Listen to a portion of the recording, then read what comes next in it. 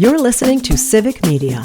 You can tune into any of our live shows on any radio station across the state with the Civic Media app. Find us in your phone's app store and listen anytime, anywhere.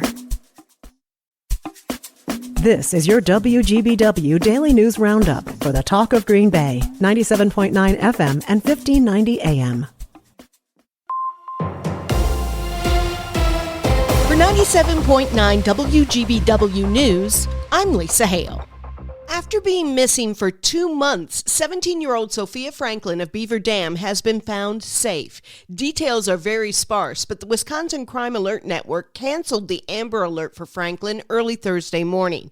40-year-old Gary Day, who is thought to be the father of Franklin's unborn child, has been taken into custody. Charges for abduction of a child and child enticement have been filed against Day in Dodge County Circuit Court. One of the biggest local races on the spring ballot in northeast Wisconsin this week took place in Winnebago County. Winnebago County Executive John Damel was unseated by challenger and former assemblyman for Wisconsin's 54th District, Gordon Hintz. With about 53% of the vote, Hintz repeated his strong showing in the February primary election. Hintz expressed gratitude for winning, but saw it as a continuation of the voters' voices throughout Winnebago County. It was actually really good because not just in my race, but obviously the Crawford race, and we had a school referendum in Oshkosh passed, and people that I supported on the city council and school board won. So feel good across the board. Damel has been county executive since 2021. The lineup for the Draft City Music Fest is set, and it will feature hip-hop, punk, indie, and country artists bringing music and fun to Lake Park on April 23rd and 26th in downtown Green Bay. James Anderson, Deputy Director of Parks and Recreation for the city. I think that really exciting, I feel like, about this event is we're combining like this really cool music fest with a lot of artists that maybe Green Bay hasn't seen, and a lot of music that is really exciting and fun, and we're combining it with a festival. Both of these nights are family-friendly. Wednesday is very family-friendly focused. Artists such as De La Soul, Less Than Jake, Giza, and Luke Combs UK, a Luke Combs tribute, will perform. Most of the events at Draft City Music Fest are free, but VIP tickets are available. See our story at WGBW.FM for information and links. In the wake of severe winter weather, including the heavy ice and snow over the weekend that affected large portions of northern Wisconsin, Governor Tony Evers declared a state of emergency this week. The winter weather caused widespread and significant damage, including power outages, tree, and structural damage. As of Thursday morning, about 3,000 WPS and We Energy customers were still without power. Even more snow was dumped on parts of North Wisconsin on Wednesday. Monday was Trans Visibility Day. It was also the day when Democratic lawmakers introduced a series of bills aimed at protecting Wisconsin's transgender and non-binary residents. Joanne Krulatz has details. LGBTQ caucus chair Senator Mark Spreitzer says it is more important than ever to stand in solidarity and use the powers of the legislative and executive branches to protect members of Wisconsin's transgender and non-binary community. A number of Republican-authored bills focusing on trans issues have moved through the Assembly and now head to the Senate.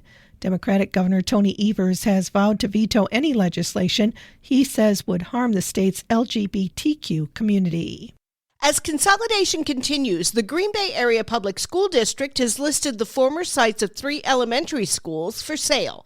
The former Keller, Frabel, and Wequiak sites are listed on LoopNet.com for about $500,000 each. Other school properties are involved in a land swap with the city of Green Bay. At the first of several budget public hearings held throughout Wisconsin by the Legislative Joint Finance Committee, education was the primary topic of discussion. The first of the 4 hearings was held in Kaukauna yesterday. The hearings focus on the 2025-27 biennial budget.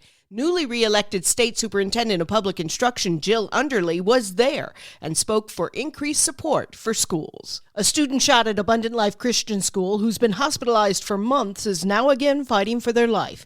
Savannah Tomei Olson reports. This student has been at American Family Children's Hospital ever since the shooting on December 16th. Back in January, they were upgraded to good condition, but UW Health confirms to me they're now in critical condition again. 14-year-old Ruby Vergara and teacher Aaron West were killed in the shooting.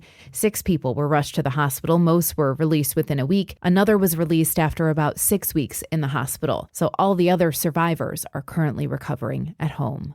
Whether you have a large commercial flock or a small gathering of backyard chickens, bird flu is still a problem. Melissa Kay reports. Bird flu is still spreading. If you keep chickens or other fowl, you should take steps to defend your flock. Health officials recommend keeping your birds in fully enclosed areas. Wash or sanitize your hands before and after handling your birds or moving them between coops. Make sure the food, water, equipment, and other supplies are secure from wild birds or other animals. You should also limit contact with visitors. Don't let them touch your birds, and you should avoid visiting other flocks. Finally, watch for illness in your flock. If you have a sick bird, contact your vet before bringing them in. A 6th grader from the Fox Valley is the top speller in the state. Over the weekend, Jacob Martinito of Classical Charter School in Appleton beat 53 other spellers from grades 4 through 8 to take the Badger State Spelling Bee at Madison College. He'll now head to the Scripps National Spelling Bee to be held in Washington, D.C. at the end of May. I'm Lisa Hale, 97.9 WGBW News. For news anytime, log on to WGBW.FM. The Brewers win a thriller. Hi, I'm Mike Clemens with sports. Baseball, the Brewers and Royals tied at 2-2. Bottom of the 11th. Milwaukee's Oliver Dunn. A base runner on third. Bryce Terang at the plate. Brian Anderson with the call on FanDuel, Wisconsin. And Terang does square, gets a bunt down. Here comes Dunn. He scores! A squeeze bunt walk-off for Bryce Terang. And the Brewers win 3-2 in 11. Terang on finding a way to win. It feels good. We were in that situation because of our pitching staff keeping us to a one-run game through the 9th and, kept us in the game. Manager Pat Murphy. If you put a bunt like that down, there's nobody in the world that can defend anything about it. The Brewers open a 4-game series tonight against the Reds. The Bucks are in Philly tonight taking on the 76ers. A major setback for the Badgers women's volleyball team. 6'1" Grace Lopez suffering a season-ending torn ACL in her right knee. With Sports on Mike Clemens.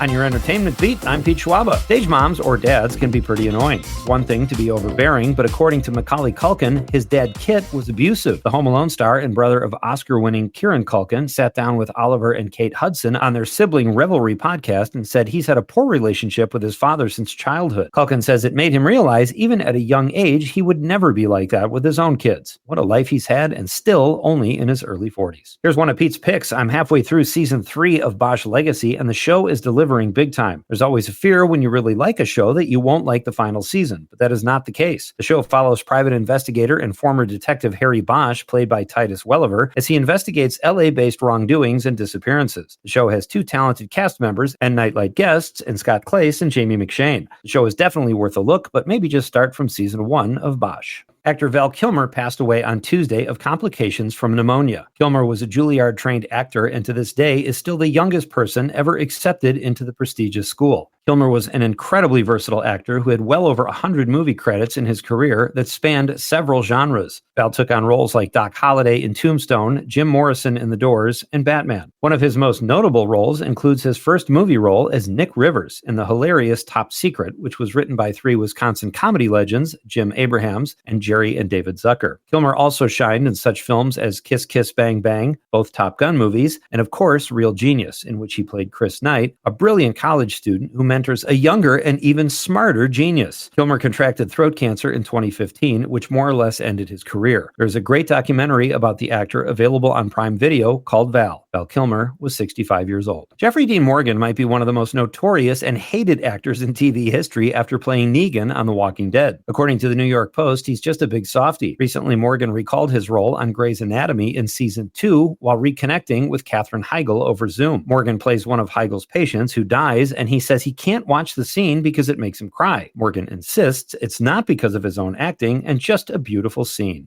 Sure. The White Lotus is about to wrap up season 3 on Max. As usual, most fans of the show are trying to figure out who will be killed off in the finale reveal. This season has been the most controversial, due in part to its use of incest, but it hasn't affected the ratings. Every episode of The White Lotus is typically, or in some cases, longer than an hour. Season 3 will wrap things up with an episode coming in at a whopping 90 minutes. Get the popcorn popping. For more showbiz fun, tune in to Nightlight with me, Pete Schwaba, weeknights from 6 to 8 p.m. on the Civic Media Radio Network.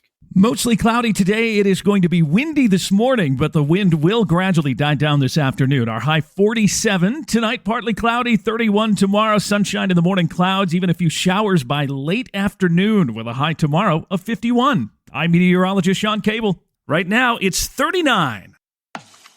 That's your WGBW Daily News Roundup from Civic Media. Subscribe to this podcast on Spotify, Apple, or wherever you find your podcasts. Find more news at WGBW.FM.